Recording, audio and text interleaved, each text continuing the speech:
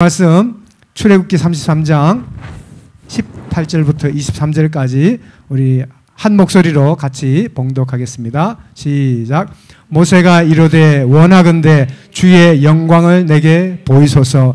여호와께서 이르시되 내가 내 모든 선한 것을 내 앞으로 지나가게 하고 여호와의 이름을 내 앞에 선포하리라. 나는 은혜 베풀 자에게 은혜를 베풀고 긍휼히 여길 자에게 긍휼을 베푸느니라. 또 이르시되 내가 내 얼굴을 보지 못하리니 나를 보고 살 자가 없음이니라. 여호와께서 또 이르시기를 보라, 내 곁에 한 장소가 있으니 너는 그 반석 위에 서라. 내 영광이 지나갈 때에 내가 너를 반석 틈에 두고 내가 지나도록 내 손으로 너를 덮었다가 손을 거두리니 내가 내 등을 볼 것이요 얼굴은 보지 못하리라. 아멘. 따라합시다. 주의 영광을 사모하라. 주님의 영광을 사모하십니까? 주의 영광을 본 적이 있습니까? 주의 영광을 구한 적은 있습니까? 아멘. 예. 주의 영광을 본 적은 있습니까? 아멘. 어떻게 보셨습니까? 하나님의 영광을 봤습니까? 말씀 가운데, 예. 말씀으로 보시고 기도하는데 보시고 영원히 하나님을 사모하고. 저는 뭐 이 경지를 다 설명할 수 없지만 바울이 삼층천에 올라간 거 아세요? 예, 그 헬라 문명과 헬라 의식과 철학 가운데 가지고 있는 이 삼층천의 구분은 특이한데 그 삼층천의 경험을 바울 서신을 통해서 설명한 적이 있는데 그걸 제가 좀 경험한 적이 있어요. 그건 뭐 이렇게 다 이렇게 설명을 할 수가 없지만 우리가 예배 시간에 우리가 찬양을 부릅니다. 내 눈 주의 영광을 보네. 하나님의 영광을 사모하는 자에게 하나님은 받을 만한 은혜를 베풀어 주신 줄로 믿습니다. 은혜 베풀 자에게 은혜 베푸시고 긍휼 베풀 자에게 긍휼 베푸는 것을 하나님의 영광을 구하는 자에게 준다는 것이지요. 사람은 보는 것을 따라가게 되어 있습니다. 뭘 보느냐, 그것이 관심사가 되고 있고 그 본 것을 통해서 내 마음이 끌려요. 태양을 바라보면 눈이 부시는 것처럼 우리가 하나님을 바라보면 우리의 삶을 눈부시게 해 주십니다. 하나님을 바라보면 하나님이 우리의 인생을 눈부시게 아름답도록 해 주세요. 왜냐? 그 하나님의 영광의 빛을 사모하는 자에게 주시는 하나님의 은혜의 광채가 우리의 마음과 생각과 삶에 깊이 들어올 수 있게 되기 때문입니다.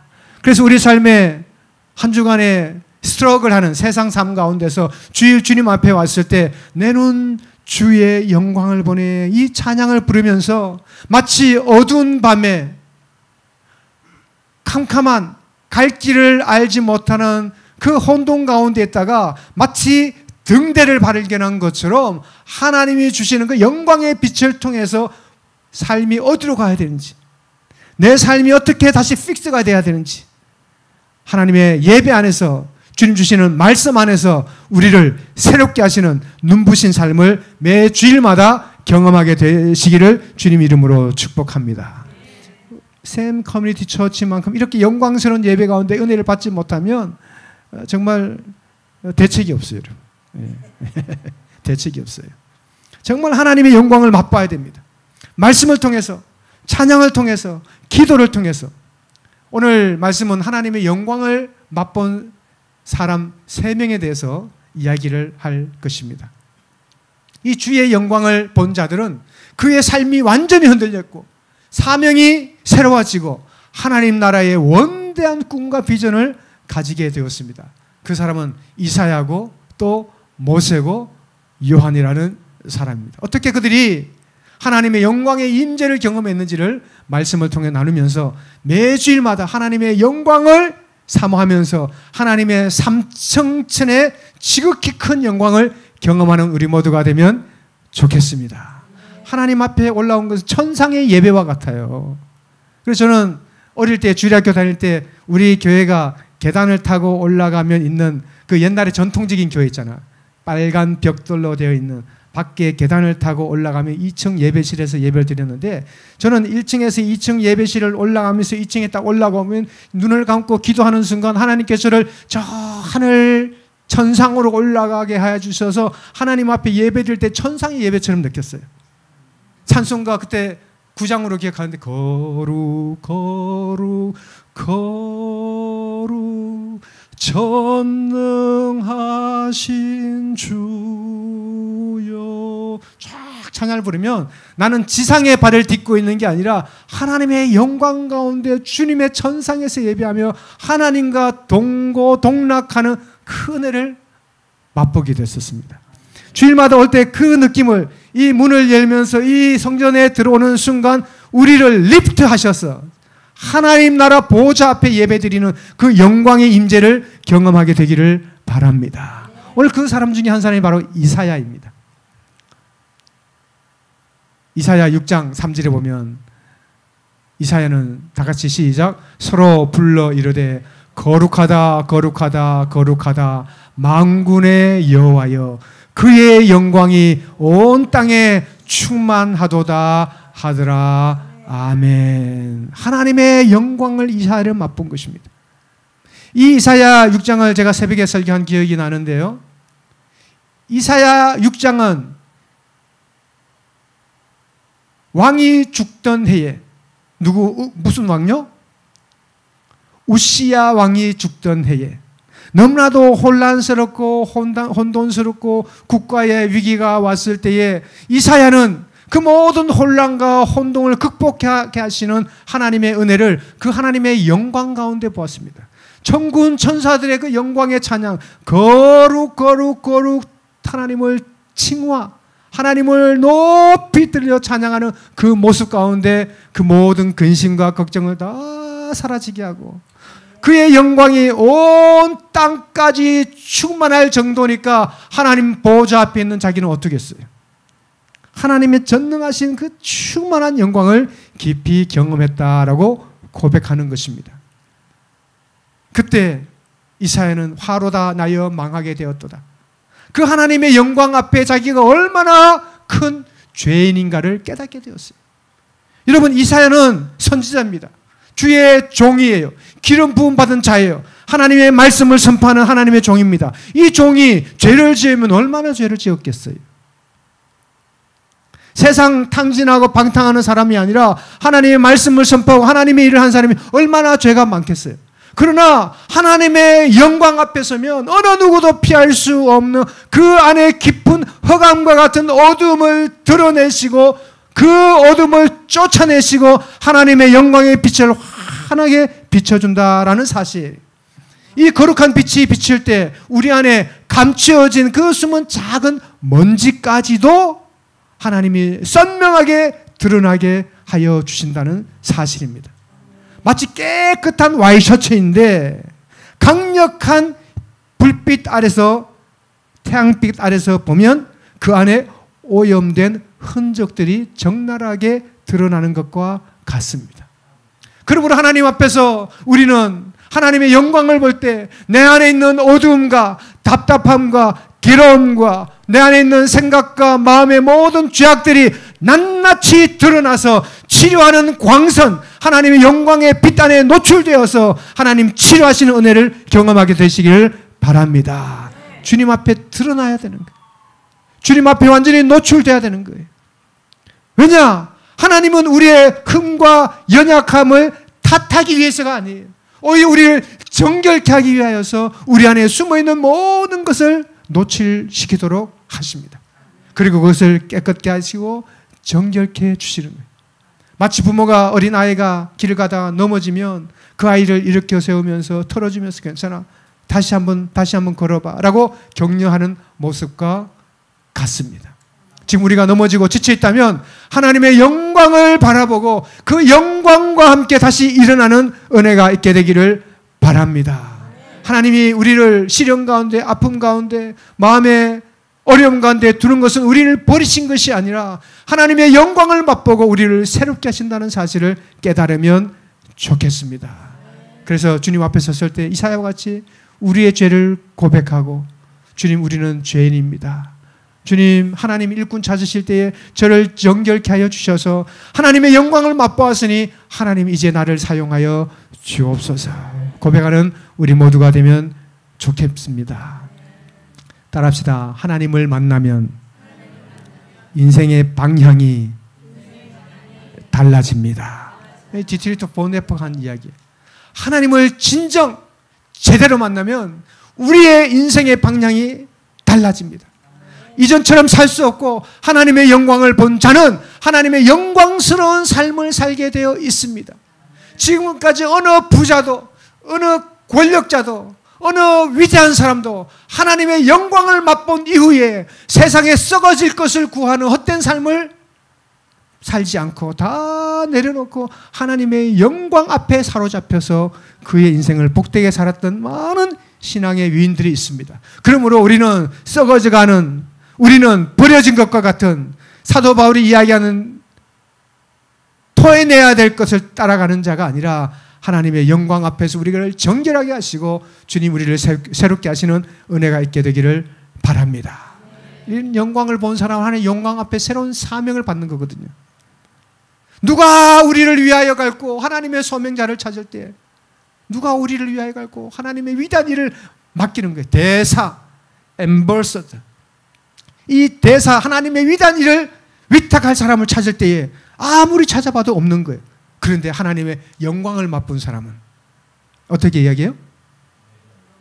주님 내가 이기사오니 어떻게 해요?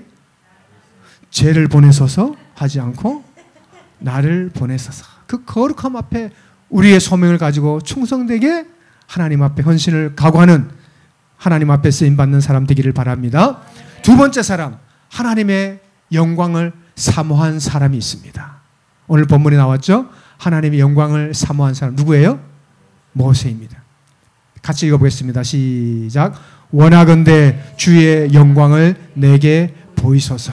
이 모세는 위대한 지도자였습니다. 하나님의 일을 잘 감당하는 출애굽을 통하여서 하나님의 능력과 기적을 보여준 사람입니다.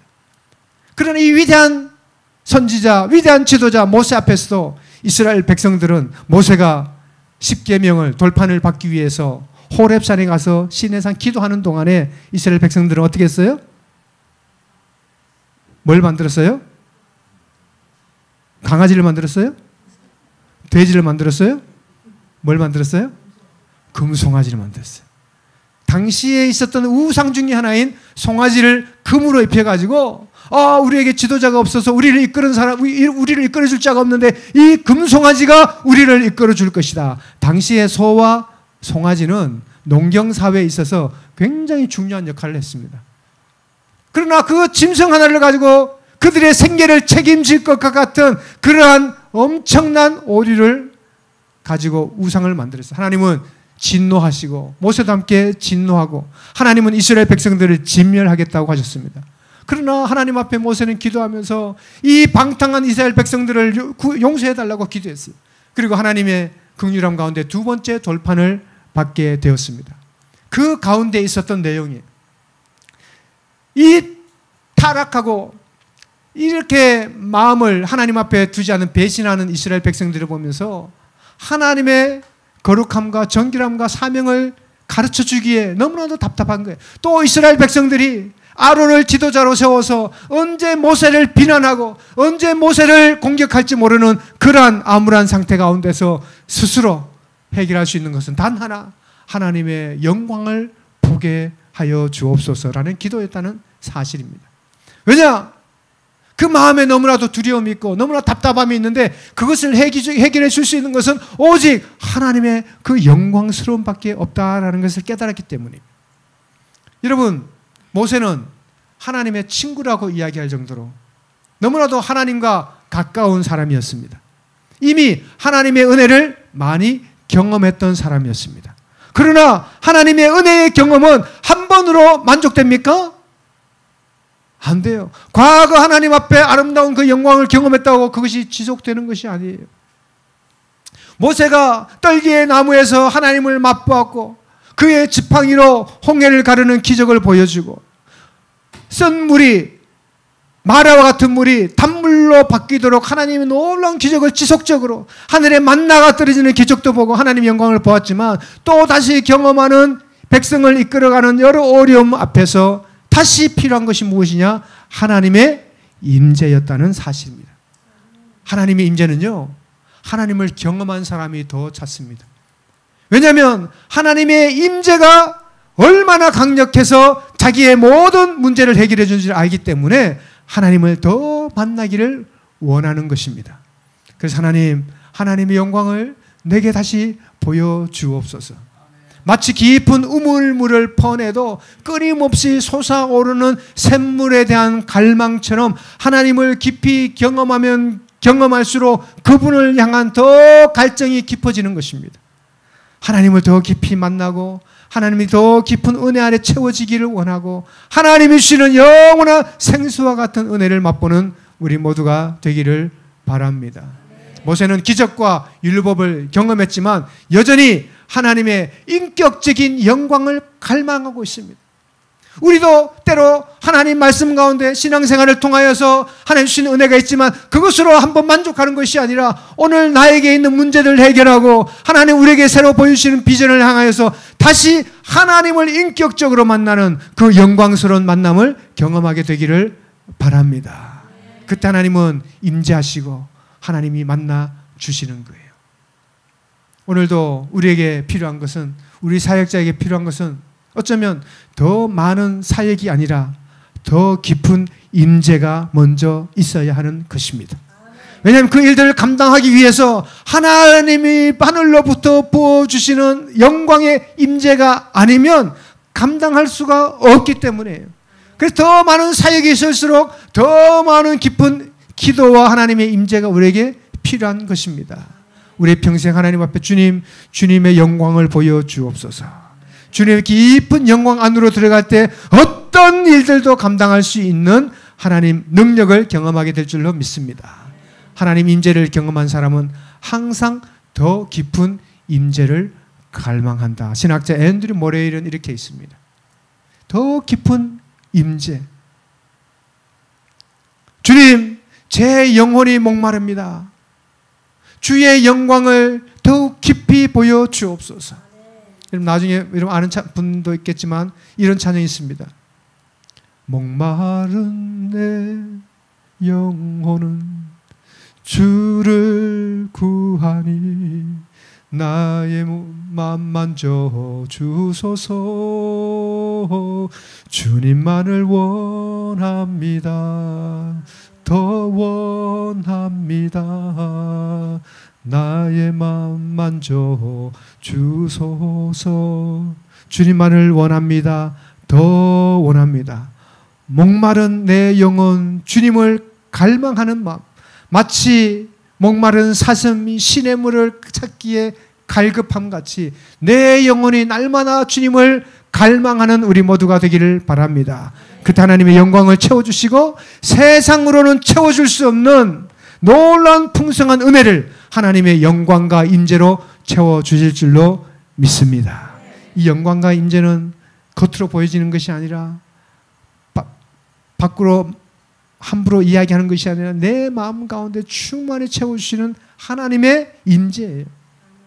그 임재가 오늘 마지막으로 주님의 영광을 영원히 노래할 수 있는 새 힘을 우리에게 주실 수가 있습니다. 요한계시록 7장 이하에 보면 이 일 후에 내가 보니 다같이 모든 나라와 시작 모든 나라와 족속과 백성과 방언에서 나온 큰 무리가 흰 옷을 입고 보좌 앞과 어린 양 앞에 서서 구원하심이 보좌에 앉으신 우리 하나님과 어린 양께 있도다. 아멘. 우리 찬양했죠. 구원하심이 보좌에 앉으신 우리 하나님과 어린 양께 있도. 구원하심이 보좌에 앉으신 우리 하나님과 어린 양께 있도다. 아멘. 제가 키를 낮게 잡으니까 여러분 아주 베이스 톤으로 불렀어요. 여러분, 이 본문은 요한계시록에 사도 요한이 반모섬에 유배를 가 있는 상황입니다. 로마 제국의 황제 숭배와 우상 숭배의 강력한 핍박과 고난 가운데 있던 초대교회 성도들은 너무나도 당시에 하나님을 믿는 신앙의 시련이 너무나도 강력했고 힘들었습니다. 그 환난과 박해 가운데 하나님은 구원받는 자들이 얼마나 하나님의 영원한 승리와 기쁨을 맛보게 되는지 하나님의 영광을 통해서 맛보게 해주는 거예요. 이 로마 제국의 극심한 박해는 성도들을 지하의 카타콤이란 것으로 몰아넣어서 밖으로 노출되면 바로 죽게 되는, 그래서 그 안에서 생활하고 그 안에서 아기를 낳고 그 안에서 죽음을 맛보고 장사를 지내는 그러한 세월을 보내는 시절이었습니다. 그 핍박 가운데 앞길 보이지 않고 너무나 답답한데 그들은 그래도 예수 그리스도의 구원의 이름을 포기할 수가 없었어요. 그들끼리 암호를 하면서 그들끼리 몰래 예수 그리스도를 믿는 그 믿음 고백하면서 절대 순수한 거룩한 성도의 삶을 살아가고 있었습니다. 황제 숭배를 거부했기 때문에 이러한 박해와 순교의 위협 안에 있을 때 하나님은 요한계시록에 요한을 통하여서 계시를 보여주는 거예요. 지금 시련이 있고 고난이 있고 핍박이 있지만 그리스도인의 삶은 영원토록 하나님의 영광으로 하나님의 구원의 임재가 함께하실 찬란하고 아름다운 하나님의 나라가 펼쳐진다라는 것을 보여주는 것입니다. 그래서 요한계시록을 써가는 거예요. 여러분, 우리 대한민국의 신앙의 기독교 역사도 살펴보면 가장 뜨겁고 가장 순수했던 때가 언제라고 생각하십니까? 일제치하예요. 일제치하에는 일제가 기독교를 박해하고 예수 그리스도 믿는 사람들을 죽이고, 여러분 제암리라는 곳에 가면 그 예배당 드리는 이것보다도 조금 더 크죠. 조금 더 큰데 그곳에 모여있는 100여 명의 성도들을 다 밖에서 문을 걸어 잠그고 교회에다가 어떻게 했어요? 불을 질렀어요. 아무도 못 나가게 불을 질렀어요. 그리고 나오는 사람은 밖에서 일본 순사가 보고 총으로 뛰쳐나온 사람 총으로 쏴버렸습니다. 그곳에 예배당에 들어가지 못하고 밖에서 몰래 바라보던 그 가족이 죽는 것을 보고 있는 사람이 그것을 그대로 간증을 해가지고 제한리 교회는 지금도 여러분 수원 밑에 오산 밑에 가면 그 교회 터가 아직도 남아있어요. 그렇게 죽음을 또 위협 안에서 그 공포스러운 상황 가운데서 예수 그리스도를 믿는 그 믿음을 절대 포기하지 않았습니다. 그 핍박과 고난이 있을 때 그들은 하나님 나라를 꿈꾸고 바라보고 그 환난을 이길 수 있었는데 그 이길 수 있었던 비결이 무엇이냐? 구원하심이 보좌에 앉으신 하나님과 어린 양 앞에 있다는 그 믿음의 고백을 가지고 하나님의 영광을 맛보는 거예요. 여러분. 그곳에서는 화려한 전자올간도 없고 화려한 시스템도 없고 그냥 순박한 백의의 민족이었지만 예수 그리스도 구원의 이름을 그들이 알고 난 이후에 하나님 아버지 아들 예수 그리스도의 보혈을 힘입지 아니하고는 영원한 영생과 구원이 없다는 사실을 진리로 받아들인 이후에 목숨도 죽음도 아까워하지 않을 정도로 믿음 안에서 견실하게 서 나갔던 것입니다. 그래서 일제시대에 가장 부흥회를 하면 가장 많이 읽혀졌던 말씀이 어디냐? 요한계시록이에요. 왜냐? 환난과 핍박 가운데서 구원받는 백성들이 소망을 가지고 이겨낼 수 있는 것은 흰옷을 입고 정료나무 가지를 들고 하나님과 어린 양 앞에서 영원한 승리의 찬양을 부르는 그 환상과 비전과 꿈을 요한계시록이 보여주기 때문입니다. 요한이 그것을 본 거예요. 지금 예수 믿는 사람들은 로마의 핍박을 통해서 순교를 당하고 원정 경기장에서 콜로세움에서 많은 사람과 네로 황제가 보는 앞에서 사자들의 밥이 되어 찢겨가고 있지만 그들이 가지고 있는 예수 그리스도 믿는 구원의 믿음의 그 확신을 가지고 환한 웃음과 함께 찬양을 부르며 나는 하나님의 자녀로 구원의 백성으로 천국의 소망 가운데 살아간다. 그 승리를 보는 거예요. 실패자와 같고 낙오자와 같고 지금 당장 죽음 앞에 있는 것 같지만 그들은 종려나무의 환희와 찬양을 부르고 있는 것입니다. 이 종려가지 나무는 고대 이스라엘 문화에서 전쟁에서 승리하게 되면 흔들면서 호산나 호산나 외치면서 기쁨 가운데 승리와 기쁨을 보여주는 상징물이었습니다. 이 장면은 결국은 영적인 승리는 박해와 환난 가운데에서도 끝까지 믿음을 지킨 자들이 하나님 나라에서 완전한 승리를 누린다는 것을 의미하고 있는 것입니다. 그러므로 우리에게도 이러한 하나님의 영광을 바라볼 때 지금은 여러 가지 어렵고 지금은 공고함 가운데 있고 지금은 해결되지 않는 문제가 있지만 하나님의 영광 안으로 들어가면 그 모든 것들은 다 뛰어넘고 다 해결되고 하나님 앞에서 하나님을 찬양하며 하나님의 영광을 드러내는 아름다운 승리의 찬양을 미리 맛보는 천국의 예고편인 줄로 믿습니다.